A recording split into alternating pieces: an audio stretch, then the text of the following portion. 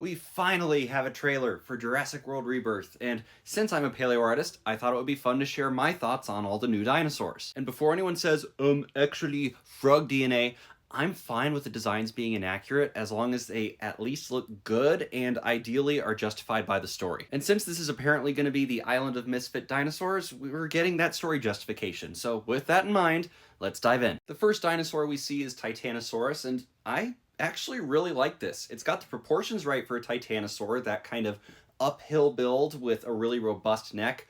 The tail is definitely too long and whip-like for a titanosaur. It's more similar to what we see in Diplodocus. And the skull doesn't really look like a titanosaur skull. Granted, we don't have a skull for Titanosaurus, so I mean, what do I know? I'm not quite sold on the sails or fins or whatever they are, but all the other Jurassic World sauropods have been just dumpy gray nothing burgers. So you know what? I would rather have this that maybe goes a little too far, but at least feels inspired. Then we have Quetzalcoatlus as a big mutant pterosaur design. I really like this. It looks nice, the colors are cool, I like the black pycnofibers, the fuzz, and the proportions are pretty good. I just wish they were calling it something else because the Dominion Quetzalcoatlus was fantastic. And I'd love this so much more if it was something else, but after that design, this just feels like a downgrade. Then we come to the new big final boss mutant monster dinosaur thing. I'm gonna be honest, I'm kind of tired of fictional mutant dinosaurs, but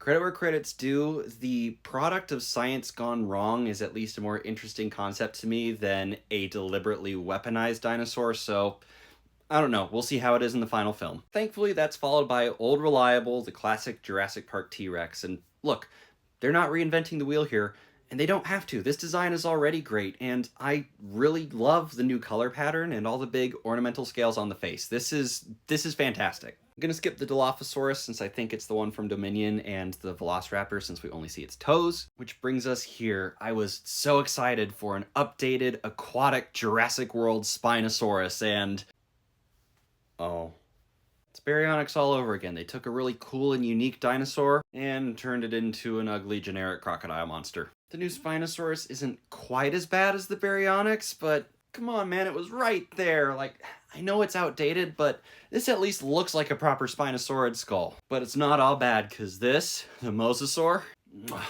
perfection. The generic crocodile monster is finally gone. It has a fluke, it has proper smooth lizard skin. It even has the second row of teeth in the palate. Take it all back. All is forgiven. Nope, never mind, all is not forgiven. But this sure makes that pill easier to swallow. You know what? I don't even care how the movie is. Totally worth it just for this. This is perfect.